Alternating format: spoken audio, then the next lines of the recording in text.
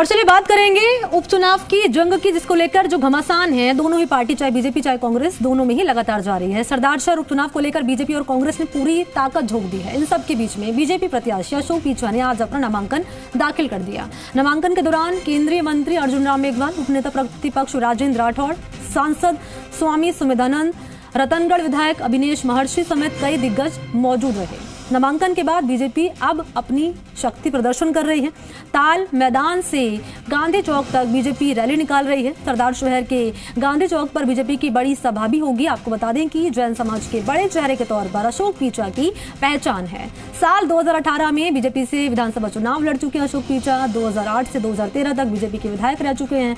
कांग्रेस विधायक भंवरलाल शर्मा के निधन के बाद सरदार शहर सीट पर उपचुनाव हो रहे हैं।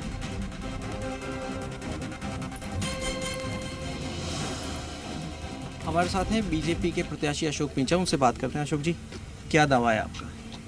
हमारा दावा है जो कांग्रेस का राज 4 साल में रहा है, इसमें भ्रष्टाचार, लूट सोच के अलावा कुछ नहीं हुआ।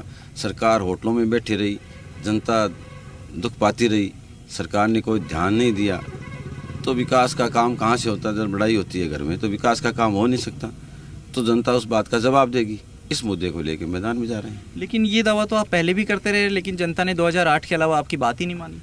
ऐसा है कि उस समय जनता की ये बात समझ में नहीं आई कि भी कहाँ क्या कर रहे हैं।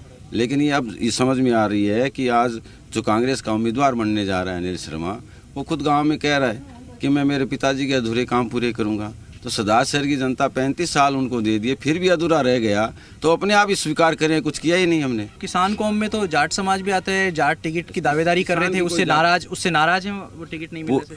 नहीं, कोई नाराजगी नहीं है। भारतीय जनता पार्टी एक प्रजातांत्रिक और लोकतांत्रिक पार्टी है। इसमें सब कार्यकर्ताओं की आवाज़ सुनी जाती है। यह भी निश्चित है कि टिकट एक को मिलता है। आज जो भी टिकटार्थी, हम सब एक साथ हैं, एकजुट होकर चुनाव लड़ रहे हैं। लेकिन जाट समाज के नेताओं से, लोगों से जो दावेदार थे, वो आपके साथ आ रहे हैं क्या? नहीं, कोई सब साथ हैं, कोई अलग नहीं है हमसे।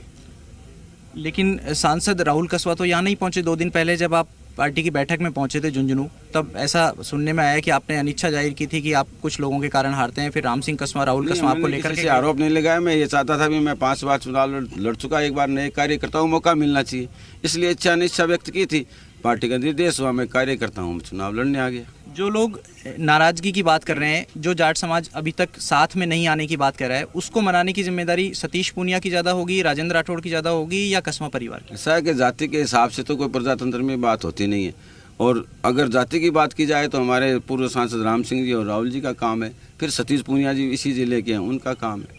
ठीक है, धन्यवाद बातचीत करने के लिए। तो ये थे अशोक पीछा, जो कह रहे हैं कि जाति के आधार पर लोकतंत्र में चुनाव नहीं लड़ा जाता। साथ में जो इन पर आरोप लगते हैं चंदा इकट्ठा करने के लिए चुनाव लड़ने का, उसको भी ये खारिज कर रहे हैं। कह रहे हैं अगर ऐसी बात होती तो संगठन उन पर फिर से भरोसा नहीं जताता।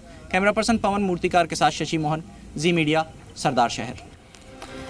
तो सरदार शहर में 5 दिसंबर को